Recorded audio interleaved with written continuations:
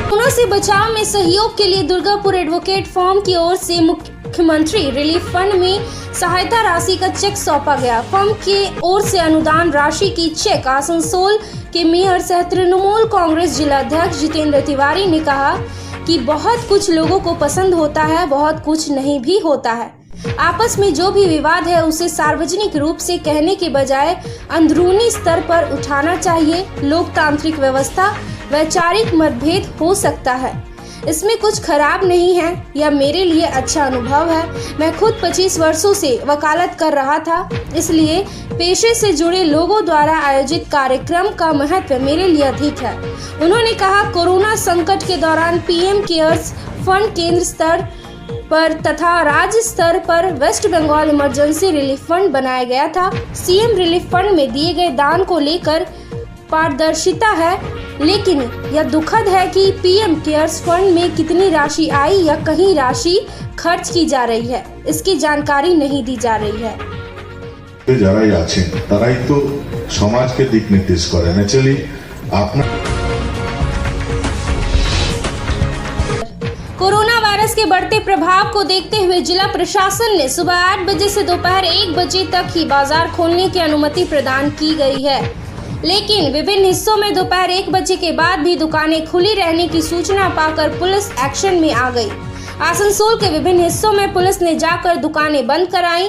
इसी क्रम में बुधवार की दोपहर 1 बजे से जामुड़िया के बीडीओ कृष्णानुन रॉय एवं जामुड़िया थाना पुलिस ने संयुक्त रूप से बाजार को बंद करने का अभियान चलाया।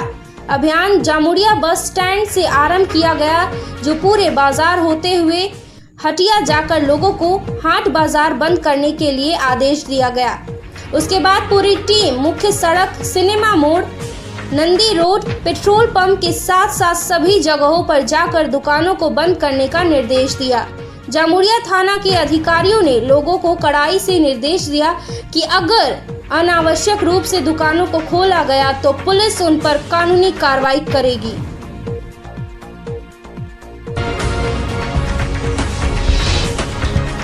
अंडाल के हरीशपुर के धशान प्रभावित इलाके के लोगों को पुनर्वास की मांग को लेकर काजोड़ा जीएम कार्यालय के समक्ष अनिश्चितकालीन धरना की शुरुआत कोयला खदान श्रमिक कांग्रेस द्वारा की गई। इसे संबोधित करते हुए तृणमूल कांग्रेस जिला अध्यक्ष सपांडेश्वर विधायक जितेंद्र तिवारी ने कहा कि कुछ वर्षों पहले पूर्व सांसद हराधन रॉय ने समझा था कि सही से माइनिंग नहीं की गई तो यह स्थिति आएगी। जब हराधन रॉय ने सीटू के नेतृत्व में ईसीएल के खिलाफ आंदोलन शुरू किया, तब सीपीएम के नेता वंश गोपाल चौधरी, आज के विधायक रूनू दत्ता ने उन्हें पार्टी से बाहर निकाल दिया था। उस समय हराधन रॉय को हमारी मुख्यमंत्री ममता बनर्जी ने सम्मान दिया था। आज यहां आकर बड़ी बड़ी बातें कहने से पहले सीपीएम के नेता दिवंगत हराधन रॉय की आत्मा से माफी मांगे। उन्होंने कहा कि ईसीएल की इस लापरवाही के खिलाफ केकेएससी के बैनर पर लगातार आंदोलन किया जा रहा है।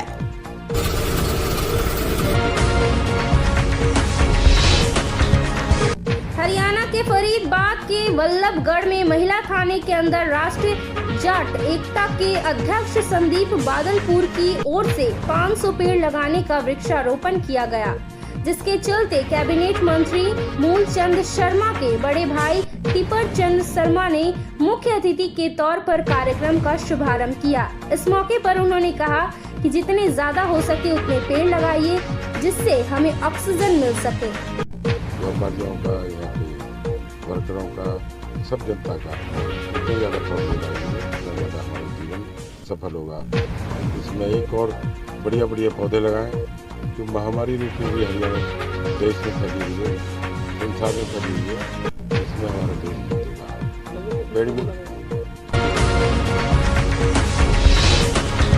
कोरोना मरीजों का उपचार प्लाज्मा थेरेपी के जरिए किया जाएगा।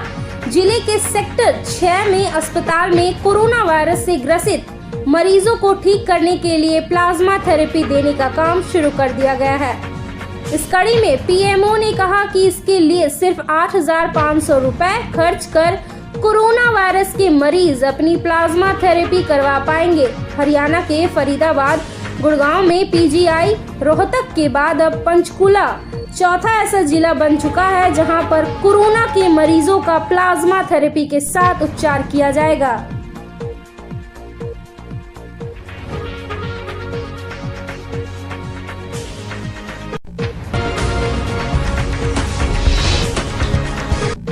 बॉलीवुड अभिनेता सुशांत सिंह राजपूत की मौत को 1 महीने से ज्यादा हो चुके हैं।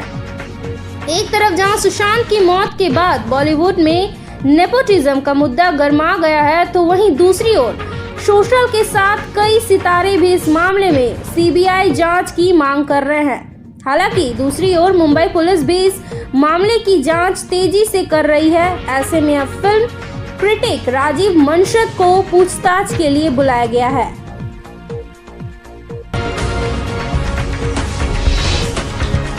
देश के अन्य राज्यों की तरह असम में भी कोरोना के मामले लगातार दिन प्रतिदिन बढ़ते ही जा रहे हैं और जेल भी इससे अब अछूती नहीं रही है।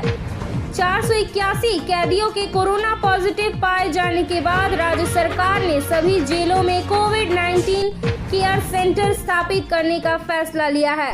आपको बता दें कि असम में तेजी से कोरोना के बढ़ते मामले के देखते हुए असम सरकार ने राज्य की प्रत्येक जेल में कोविड-19 केयर सेंटर स्थापित करने का निर्णय ले लिया है। गुवाहाटी सेंट्रल जेल में पहले से ही कोविड-19 केयर सेंटर बनाया जा चुका है और जेल के अंदर राज्य सरकार के निर्देशों का पालन भी किया जा रहा है।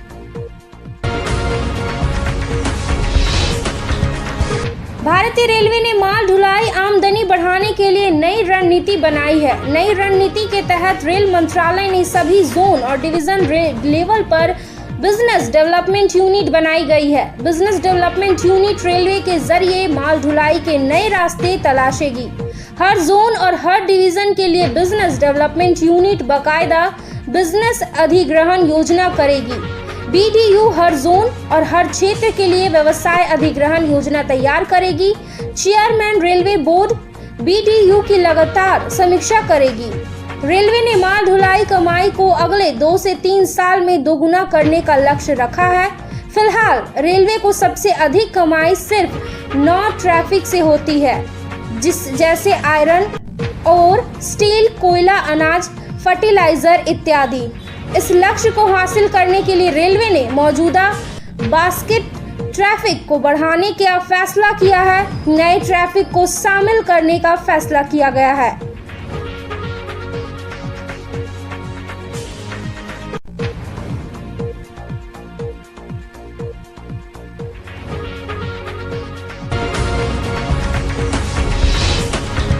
कोरोना महामारी के कारण अमरनाथ यात्रा रद्द कर दी गई है। हालांकि भगवान शिव की पवित्र गदा और दशनामी अखाड़ा के मुख्य पुजारी दीपेंद्र गिरी 3 अगस्त को श्रावण पूर्णिमा पर पवित्र गुफा में छड़ी मुबारक यात्रा निकालेंगे और पूजा करेंगे।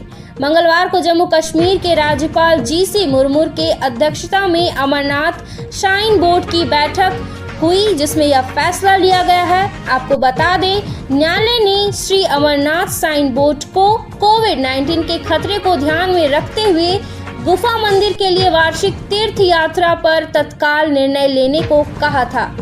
मुख्य न्यायाधीश गीता मित्तल और न्यायमूर्ति संजय धर की पीठ ने 23 पृष्ठों का आदेश जारी करते हुए बोर्ड को अपने निर्णय से न्याय मित्र मोनिका कोहली और याचिकाकर्ता को अवगत कराने का निर्देश दिया था।